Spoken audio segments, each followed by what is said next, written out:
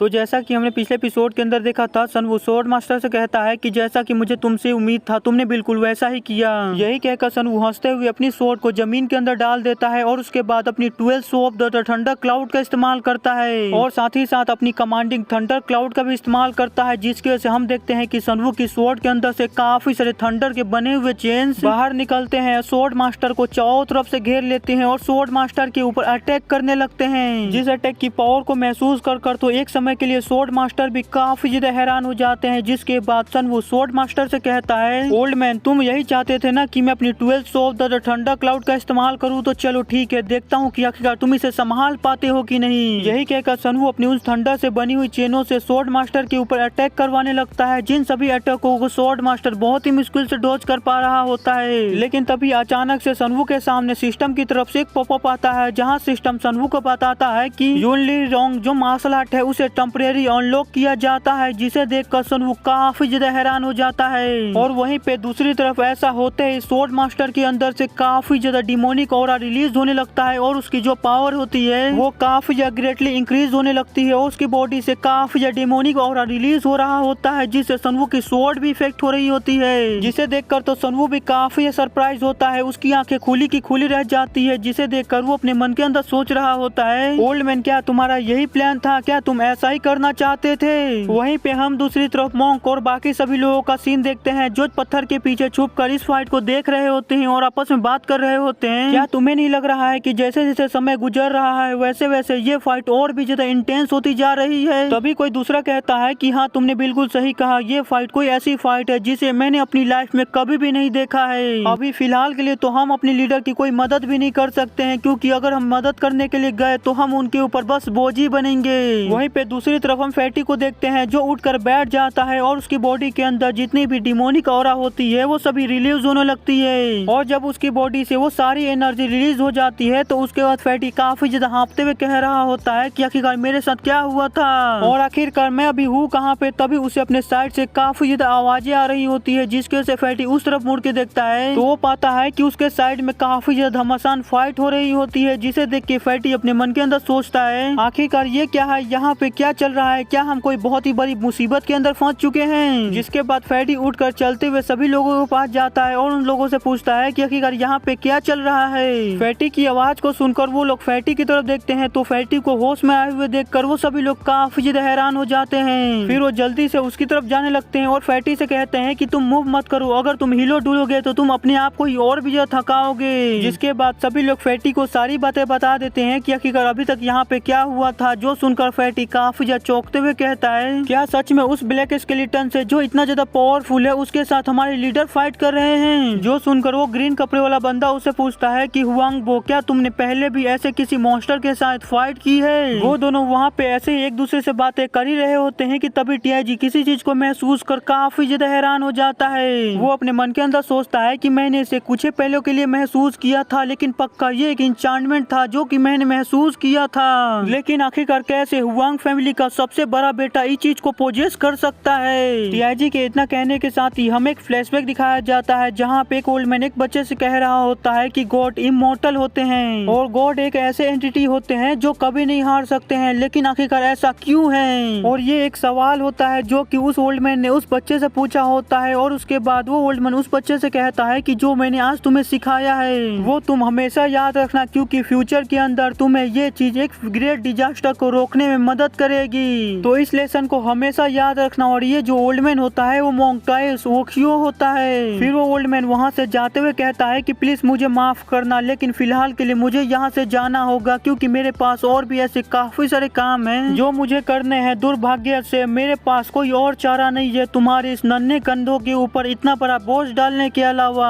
वहीं पे हम उस बच्चे को देख पाते हैं जिसकी आंखें काफी ज्यादा चमक रही होती है। आगे ओल्ड मैन वहाँ से जाते हुए कह रहा होता है, लेकिन तुम चिंता मत करो, फ्यूचर में तुम्हें एक ऐसा इंसान जरूर मिलेगा जो तुम्हारी इस चीज को पूरा करने में तुम्हारी मदद करेगा और उसी समय तुम्हारी काफी सारी छुपी हुई शक्तियाँ भी बाहर आएंगी। जिसके बाद यहीं पे हमारा सीन फिर से प्रेजेंट में आता है, जहाँ पे हम टीआईजी की आंखों को देख पाते हैं जो कि काफी ज्यादा चमक रही होती है, बिल्कुल उस बच्चे की तरह। और इससे हमें पता चलता है कि वो फ्लैशबैक वाला बच्चा कोई और नहीं बल्कि टीआईजी होता है। जिसके बाद टीआईजी सनवू को देखते हुए सोच रहा होता है कि इसकी बॉडी के अंदर से जो एनर्जी निकल निकल रही है वो बिल्कुल चुने हुए इंसान की तरह लग रही है, जो कि मेरी फ्यूचर में ग्रेट डिजास्टर को रोकने में मदद करेगा। जिसके बाद टीआईजी स्वॉर्ड मास्टर को देखते हुए सोच रहा होता है उस ब्लैक स्केलेटन के शरीर से जो मैजिकल पावर रिलीज हो रही है वो ऑर्डिनरी एनर्जी से काफी ज्यादा पावरफुल है। इस एनर्जी को बाहर निकालने के लिए हमें अपने अपोनेंट के ब्लड के अंदर अपनी एनर्जी को डालना होगा, फिर उसके बाद उसकी एनर्जी को बाहर निकालना होगा।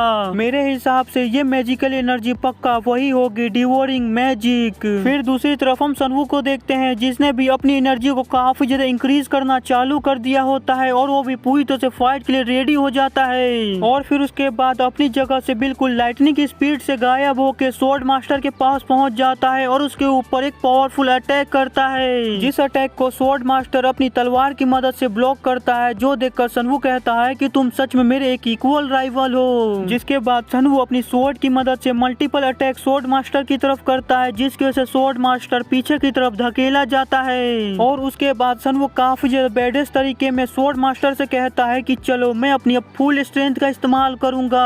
यही कहकर सनवू अब अपनी पूरी ताकत का इस्तेमाल करने लगता है और लगातार स्वॉर्ड मास्टर के ऊपर अटैक करने लगता है। और स्वॉर्ड मास्टर लगातार उसके अटैक को ब्लॉक कर रहे होते हैं, लेकिन वो सनवू की पावर की वजह से पीछे की तरफ बार बार धकेले जा रहे होते हैं। वहीं पे सनवू अटैक करते हुए बता रहा होता है कि ओल्ड मैन अपनी पूरी पावर के साथ कभी भी फ्रीली नहीं लड़ पा रहा था, उसकी इंटरनल एनर्जी बटी होने के कारण। लेकिन ओल्ड मैन ने अपनी पूरी ताकत लगा के अपनी सारी पावर को एक जगह इकट्ठा किया और उसके बाद अपनी पूरी ताकत के साथ यहाँ पे फाइट करने लगा। लेकिन उसके बावजूद वो अपनी पूरी ताकत को रिगेन नहीं कर पाया, लेकिन उसने अपनी उसी ताकत के साथ मेरी 12 ऑफ द थंडर क्लाउड का सामना कर लिया।